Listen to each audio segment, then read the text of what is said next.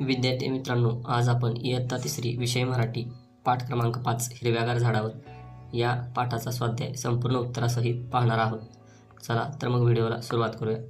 बघा, प्रश्न पहिला, खालील वाक्य कोणी म्हणले आहे ते लिहा. बघा, पतंग उडवले मुलाबरोबर असं कोण म्हणालं? असं हवा म्हणाली. दाणे खाल्ले पोटभर असं कोण म्हणालं? तर चिमणी म्हणाली. आजचा दिवस मजेदार असं कोण म्हणालेलं आहे? असं माकड म्हणालेलं आहे. माती वाहून गेली तर काय होईल असं कोण म्हणालं? तर छोटे झाड असं म्हणालेलं आहे.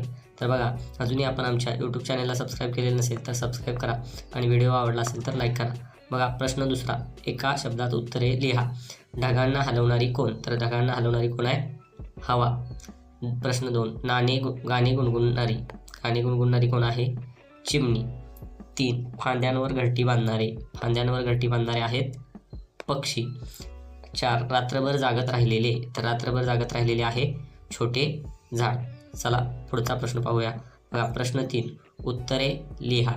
झाडांच्या फांदीवर बसून झोके कोण घेत असे? तर बघा, झाडांच्या फांदीवर बसून माकड झोके घेत असे. पुढचा प्रश्न, छोटे झाड का हिरमुसले? तर बघा, आपल्याला इकडून तिकडे जाता येत नाही, आपण नाचू शकत नाही, म्हणून छोटे झाड हिरमुसले, त्याला वाईट वाटले. पुढचा प्रश्न, मोठ्या झाडाने छोट्या झाडाची समजूत कशी काढली?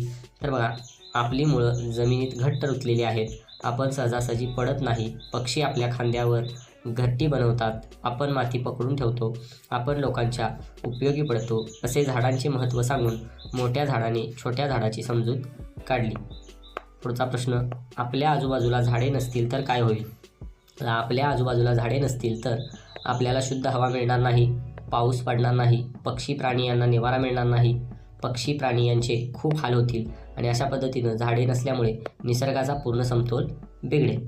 पुढचा प्रश्न, झाडे व प्राणी पक्षी यांचे एकमेकांशी नाते कसे असावे असे तुम्हाला वाटते? 5 ते 6 वाक्यात लिहा. झाडे व प्राणी पक्षी यांचे नाते एकमेकांशी जिव्हाळ्याचे असावे. झाडे प्राणी पक्षी यांना घरटी बांधायला जागा देतात. झाडे प्राणी पक्षी यांना सावली, फळे, फुले देतात. पक्षी झाडांच्या बिया दूरवर नेऊन पसरवतात, त्यामुळे नवीन झाडे तयार होण्यास पक्ष्यांची मदत होते. प्राणी पक्षी व झाडे यांचे नाते एकमेकांना मदत करणारे असावे. पुढचा प्रश्न, झाडे तुमच्याशी बोलू लागली या विषयावर 5 ते 6 वाक्य लिहा. झाडे आपल्याशी बोलू लागली तर ती आपल्याला झाडांचे महत्त्व समजावून सांगतील. झाडे म्हणतील की आम्ही तुम्हाला फळे, फुले, सावली, लाकूड, मध देतो, औषधांसाठी उपयोगी पडतो, तुम्ही आम्हाला तोडू नका, तुम्ही आमच्या संवर्धनाची, रक्षणाची काळजी घ्यायला हवी, तुम्ही आम्हाला त्रास देऊ नका. पुढचा प्रश्न, पर्यावरण विषयाशी संबंधित सुवचनांचा व घोषवाक्य यांचा संग्रह करून माहिती लिहा. बघा, घोषवाक्य 1, झाडे लावा, झाडे जगवा, एक मूल एक झाड, कावळा करतो काव काव, एक तरी झाड लाव, वृक्षवल्ली आम्हा सोयरे वनचरे. अशा पद्धतीची ही घोषवाक्य किंवा सुवचना आहेत. बघा, पुढचा प्रश्न, सीडबॉल तयार करण्याचा अनुभव 7 ते 8 ओळीत लिहा. आम्ही बिया माती घेऊन छोटे छोटे गोळे तयार केले आणि त्या गोळ्यांपासून सीडबॉल तयार केले. त्यानंतर आम्ही तलावाच्या बाजूला असणाऱ्या मोकळ्या जागेत नेऊन हे सीडबॉल जमिनीत पुरले. पाऊस पडल्यानंतर त्या सीडबॉलपासून नवीन झाडे तयार झाली.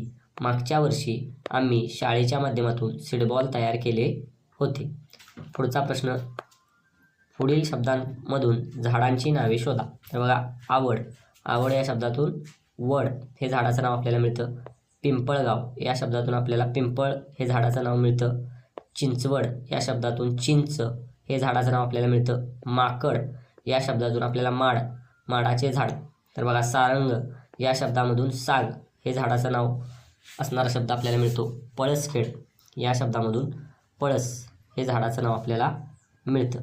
बघा, पुढचा प्रश्न आहे, गोलाबाहेरील शब्दांना गोलातील शब्द जोडून शब्द तयार करा व लिहा. तर बघा, आपण तुम्हाला शब्द तयार करून इथे दिलेले आहेत. बघा, रुबाब रुबाबदार, वजन वजनदार, तजेल तजेलदार, जबाब जबाबदार. त्याच पद्धतीनं धैर्य धैर्यवान, गुण गुणवान, भाग्य भाग्यवान, बल बलवान. अशा पद्धतीनं आपण या पाठाचा स्वाध्याय पाहिलेला आहे. तुम्ही व्हिडिओ पूर्ण पाहिलात त्याबद्दल तुमचे धन्यवाद. व्हिडिओला आवडला असेल तर व्हिडिओला लाईक करा, कमेंट करा, शेअर करा. धन्यवाद.